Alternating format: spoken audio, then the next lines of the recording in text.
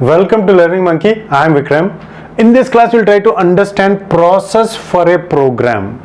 So this concept is very important to understand, and we are going out of the box of this course. Means, so these concepts we are going to discuss in operating system course, but we will try to understand this concept. We will try to make this concept as simple as possible so that you can have better understanding of the concepts that we are going to discuss in our later coming classes.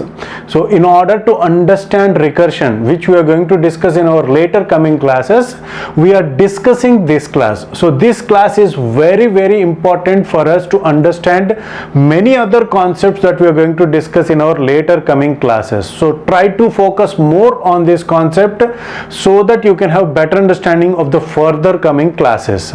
Now, what is a process? Process is, so to make it as simple as possible, don't go to the definitions. Whenever a program is getting executed, it will get converted into a process. So every program will have its own process, and executing that process is the execution of the program. So to make it as simple as possible, this program is converted into a process and it will get stored on the random access memory RAM, and this part of this memory will get executed. So this is what we call it as memory, and it consists of, this is what we call it as a process, and this process will get stored on the memory and this process will get executed. Executing this process means executing this program. So this is a program and this is the process for the program. So what that means is, so this program, the program that we have, this is the program, and this program part is stored here. And apart from this, so for this program, we are having many different blocks of memory that will get created. So many different blocks of memories, many different types of memories will get created.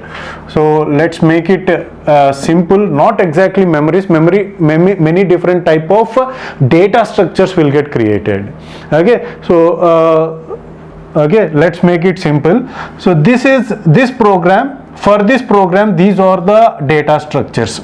So what this part consists of is, this is a RAM, a block of memory of RAM, and this is where the static and global variables will get stored. What is meant by static and global variables? We'll try to understand about it in our later classes. Just remember these points. What you need to remember, that we are expressing it, and what you need to understand, that also we'll explain it. Okay. So static and global variables will get created, will get stored in this memory space, and this is where dynamic memory allocation is done, and the data structure that is used is heap data structures. In data structures, we'll try to understand about heap, but what you need to remember is, so the dynamic memory allocations, which we are going to understand in our later coming classes. So those dynamic memory allocations will get stored, will get created or stored in this part of the memory, and the data structure that is used is heap. Just remember it. And this is what we call it as stack, is a data structure. So what this stack is, whenever a function call is made, a new stack record will get created. So this point you remember. You just remember, and we will try to understand, and this point is very important point to understand for our course, which is C programming course. What I have said is, whenever a function call is made in the program, a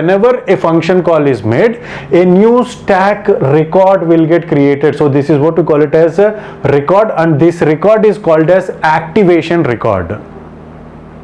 Okay, so now we will try to understand this by using this program. So here we have started our execution of the program execution.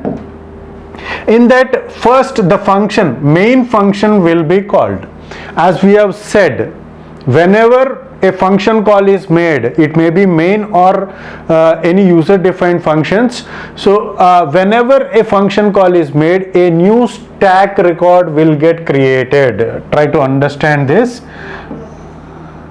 and that stack record is what we call it as activation record. So this is what we call it as a record, and this is what we call it as a activation record. We'll try to make it,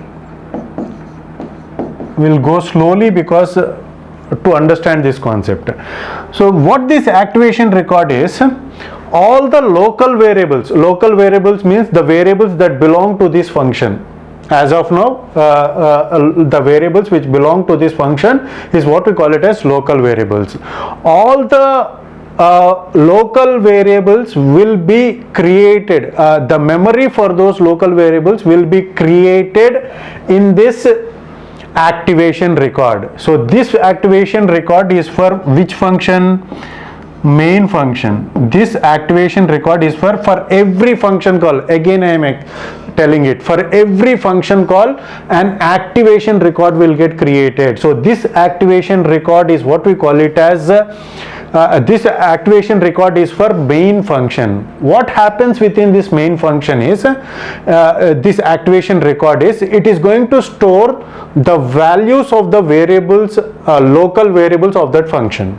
So what are the local variables that we have? It is A is equal to 10 and B is equal to 20, and any other variables, only two variables, and those two variables will get created. So this is what it is going to store. Okay, and apart from that, it is going to store an pointer called instruction pointer.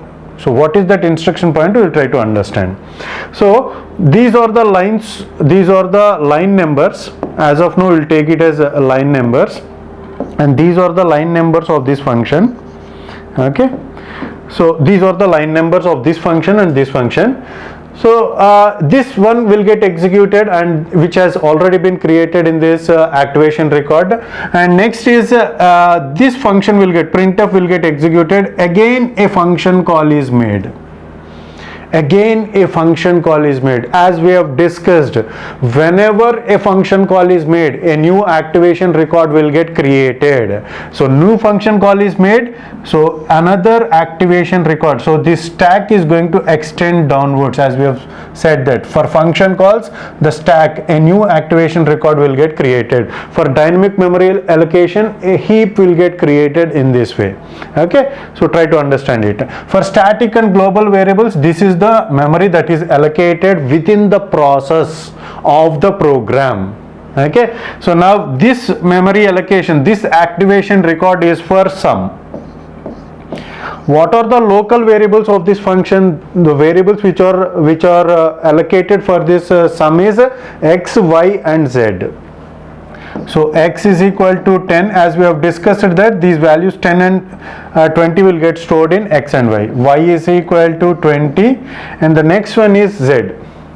So z has been created, but not has been memory has not been allocated. And apart from this, we are going to have this instruction pointer. So what this instruction pointer is? So in the process of executing main, we have executed the first line. Okay, executed.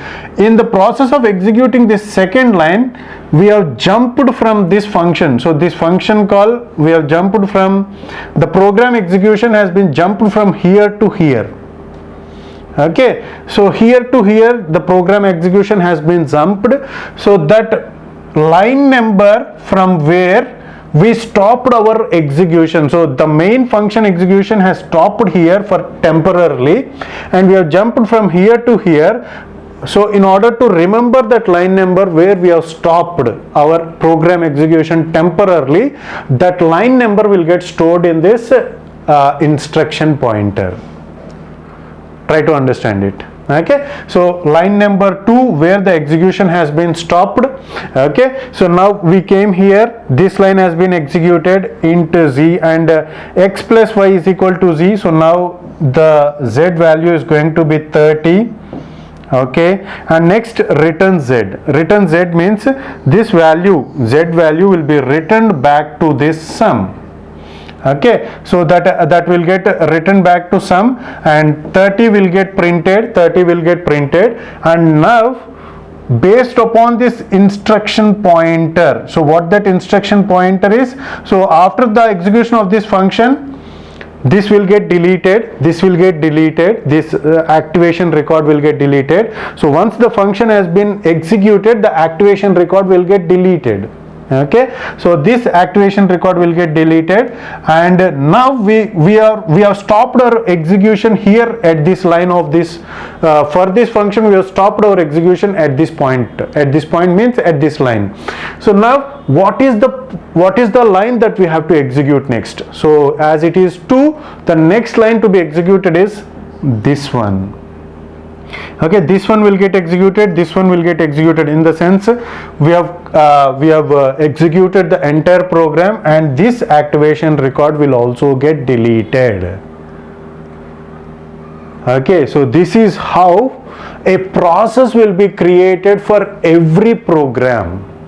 A process will be created for every program, and the understanding this class is very important, because the concepts like static, global variables, local variables, and also recursion will totally depend upon the understanding that you have in this class. Please watch this video as many times as possible until you get the clarity. And we have discussed it in a very very slowly we have discussed it.